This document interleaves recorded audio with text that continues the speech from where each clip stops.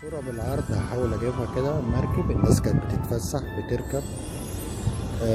لسه ده اللي عايز يلف ويوصل لحد تمثال الحرية بيروح وبيلف وبيشوف كل حاجة. الناس بتتمتع بكل اوقاتها بتتفسح. برضو مركب هناك كبيرة جاية هي التانية. اللي هناك دي ببلاش تبع الحكومة، لكن دي بفلوس.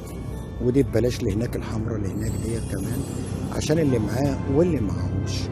فأنا اللي أنا أقصده في راحة نفسية في كل شيء، متعة في كل شيء، استقرار نفسي هو العامل النفسي لكل شيء. إنما إن أنا أقعد أزعل ناس والناس تزعلني وبعد كده أقعد مع نفسي وأقول إيه؟ طب ما أنا بتبسط أضحك أحاول أصلح من حاجة مضايقاني. أنا كل إنسان يبدأ بنفسه. مش معنى كده إن أنا بتكلم على ان انا ملاك من السماء، لا، انا قلت برضه واكرر بعمل كل حاجه لكن ما اضرش حد، ما اضرش حد. نيويورك من هنا من تمثال الحريه هناك بعيد اهوت، والمراكب والاجواء الميه من المحيط الاطلنطي رغم الشتاء يعني. الناس بتروح وتركب وتعمل وتفرح بجميع المناظر الجميله الخلابه كده، بكل ابراج اللي موجوده دي قدامنا. بتتمتع بالاجواء كده اللي موجوده. حتى ممكن تاخد طياره كده زي اللي فوق كده، معرفش هتيجي ولا لا. في طيران بيبقى طاير كده، ممكن تاخد طياره زي الناس ما بتركب طيران كده، او يمكن صوتها طالع تلف فوق نيويورك كلها، يفرجك ناطحات السحاب ويفرجك كل حاجه. اهي الطياره تتفسح وتركب وتعمل اللي انت عايزه وتشوف العالم من فوق كمان. يعني ان انت ممكن تروح تسهر في حته او تقعد في حته، لكن انا مش مطلع بنات عشان انا مش عايز اعمل شو يعني، او مطلع ستات ولا مطلع ملكات جمال. بصوا الجمال، بصوا الاناقه كده، بصوا في كل حته على فكره، في كل حته، حتى الريستورانت، المطاعم، مداخل البيوت، مداخل بيوت عادي تلاقي كل حاجه فيها كده بتنسيق. ليه؟ اتعلموا ازاي التنسيق، اتعلموا ازاي الجمال الطبيعة، اتعلموا ازاي الشكل تبقى قاعد في شكل راقي، اتعلموا ازاي معنى كلمة نظافة. يعني المقصود ان احنا نفسنا نكون كده. الانسان بيتكلم بالعربي مش بكذا لغة، مش عوج لساني على حضراتكم يعني. النظافة في كل شيء، الشياكة في كل شيء كده. زي ما بتعرف تلبس، تعرف تاكل، تعرف تشرب، تعرف تغسل سنانك، تعرف تتحدث مع الناس بأنهي اسلوب، ومين اساء اليك ومين ما اساءش اليك. في محبه، في كده طريقه كده، طريقه محبه. حتى يقول لك عندكم في مصر ايه؟ عقاب مش عارف الندل اجتنابه يعني. طب يا سيدي انت سميته ندل، خلاص ابعد عنه، مش هفضحه. يعني المحبه الداخليه، لو حبينا نفسنا هنحب غيرنا. اعالج نفسي، اعالج المرض اللي جوايا، اشوف انا وحش في ايه واعالج نفسي انا. كل واحد يبدا بنفسه بس والنبي. ادي اجواء بسيطه خالص. العمارات دي كده موجوده مش عشان الكريسماس يعني، هي كده على طول، اتعودت العين على كده. ادي الاماكن وادي الجمال، لابسه كده براحتها. What? Can you please take my picture? Yes, why not come? Alone or together? Alone? Okay. Okay. For حاضر. هذه الاحتفالات الجميلة، الكراسي اللي عايز تقعد عليها، الحاجات الظريفة، الناس في حالها كده يعني. في الطيران من فوق خالص كده للي عايز يركب طيارة ويتفرج على منهاتن من فوق.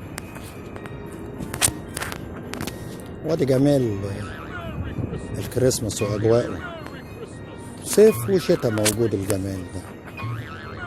ابداع كده، ابداع وفن.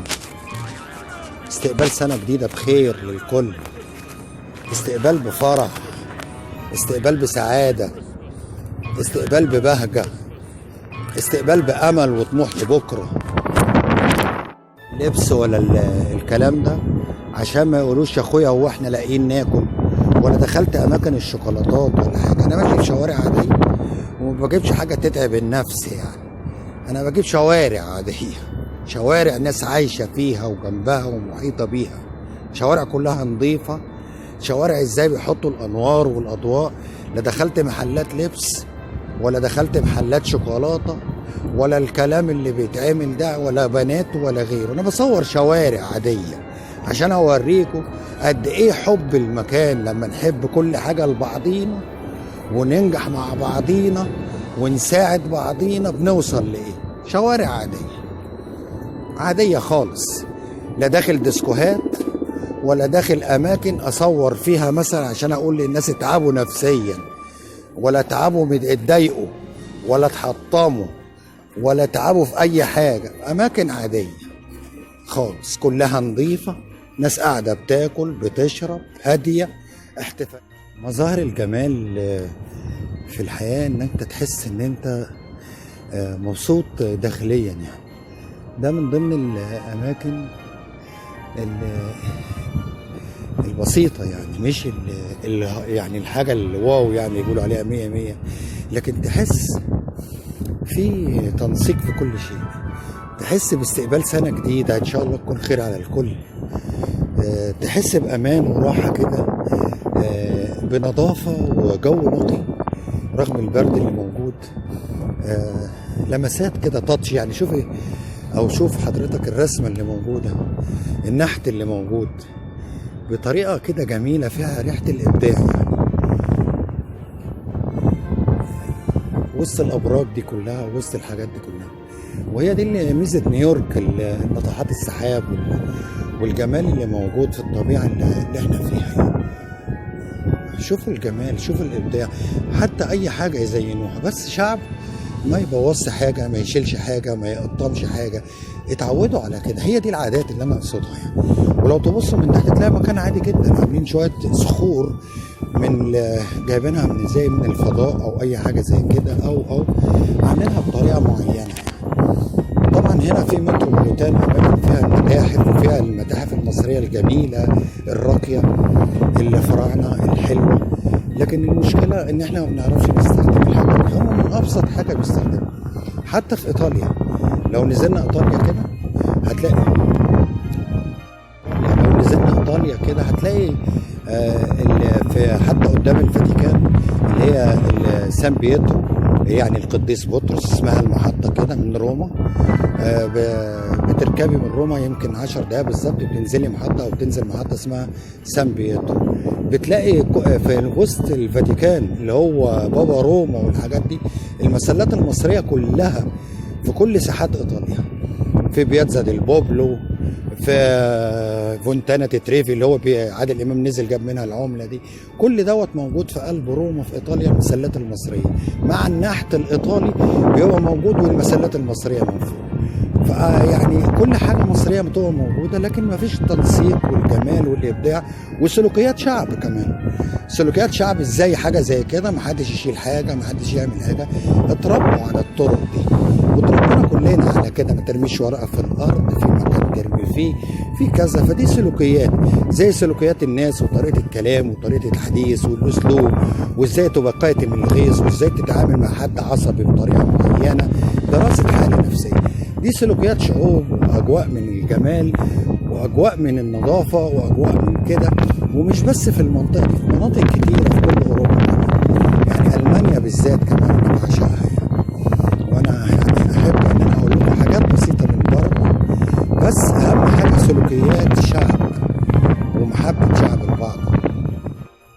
فانت طول ما انت ماشي على مدار السنه كده، على مدار السنه، من جمال، من تنسيق، من مجتمع تخش جواه كده تحس ان انت عايش في فرح وسعاده. السعاده ازاي تكون مبسوط، ازاي تلعب زي ده كده وتهرج ما تتكلمش على حد، ازاي تكون مبسوط وسعيد، ازاي تحس بمنظر زي دوت في منتهى الجمال كده، ومفيش ورقه في الارض، مفيش حد بيرمي حاجه. يا ريت نحب بعض كلنا، يا ريت. محبة شيء جميل جدا، والفرح شيء جميل جدا، فرح من القلب والفرح للغير.